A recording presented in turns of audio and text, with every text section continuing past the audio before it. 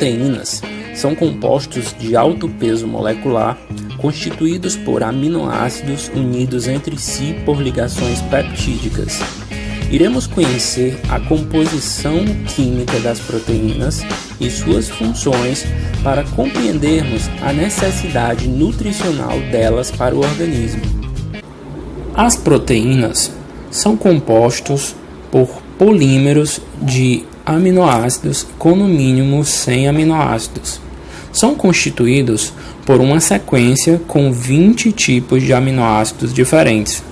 A estrutura geral de um aminoácido é definida por uma parte variável denominada radical ou cadeia lateral, que é a parte mutável de um aminoácido para o outro.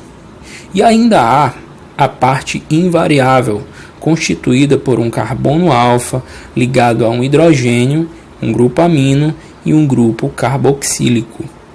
Os aminoácidos podem ser essenciais, ou seja, que o organismo não pode produzir, necessitando assim da suplementação destes pela ingestão, e podem ser não essenciais, ou seja, que o organismo por si próprio produz.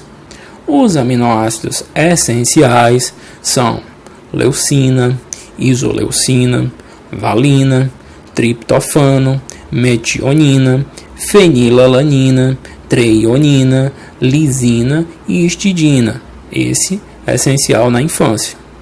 Já os não essenciais são alanina, arginina, ácido aspartico, aspargina, ácido glutâmico, cisteína, glicina, glutamina, hidroxiprolina, prolina, serina e tirosina.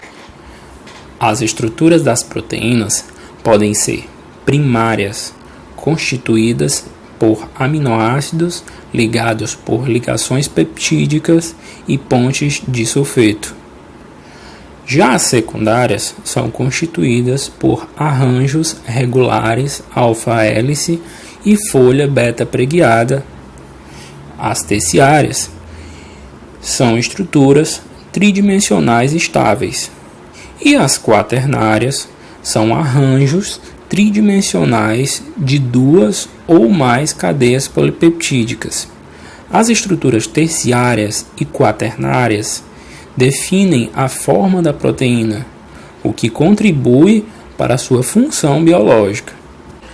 As proteínas apresentam várias funções no organismo, tais como funções estruturais, como na proteína de membrana celular, do citoesqueleto, no tecido conectivo, funções de transporte, como nos canais de membrana, em pigmentos respiratórios, funções catalíticas, pois quase todas as enzimas são proteínas, funções defensivas, no caso dos anticorpos, funções contráteis, no movimento dos músculos, funções reguladoras, como por exemplo na regulação osmótica, papel da albumina, funções energéticas, por exemplo, proteínas podem ser degradadas em acetil-CoA para o ciclo de Krebs, função de integração do sistema endócrino, como os hormônios de proteínas, e função informativa, no caso de receptores de membrana e sinalizadores intracelulares.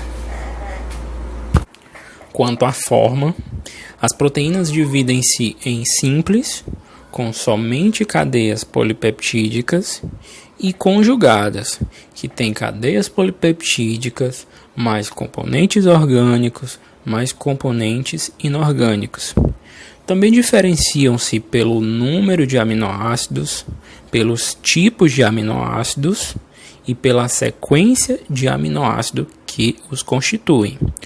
Classificam-se ainda como globular, quando a cadeia polipeptídica é fortemente enrolada, ou fibrosa, quando a cadeia polipeptídica é estendida ao longo de um eixo. A forma da proteína contribui para a sua função. As proteínas alimentares podem ser completas ou incompletas. Alimentos proteicos completos são aqueles que contêm todos os aminoácidos essenciais em quantidade suficiente e taxa para suprir as necessidades do organismo.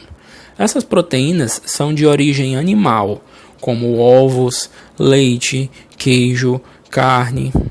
A gelatina, que também é uma proteína de origem animal, não se qualifica, porque não tem 3 aminoácidos essenciais, triptofano, valina e isoleucina, e tem somente pequenas quantidades de leucina.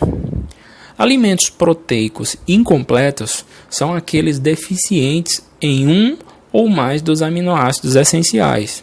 Esses alimentos são na maioria de origem vegetal, como grãos, legumes, nozes e sementes. Numa dieta mista, no entanto, proteínas animal e vegetal complementam-se. Como a síntese de proteínas no organismo depende da disponibilidade de todos os aminoácidos necessários, a qualidade de uma proteína depende da sua composição em aminoácidos e da sua biodisponibilidade. A digestão das proteínas começa no estômago.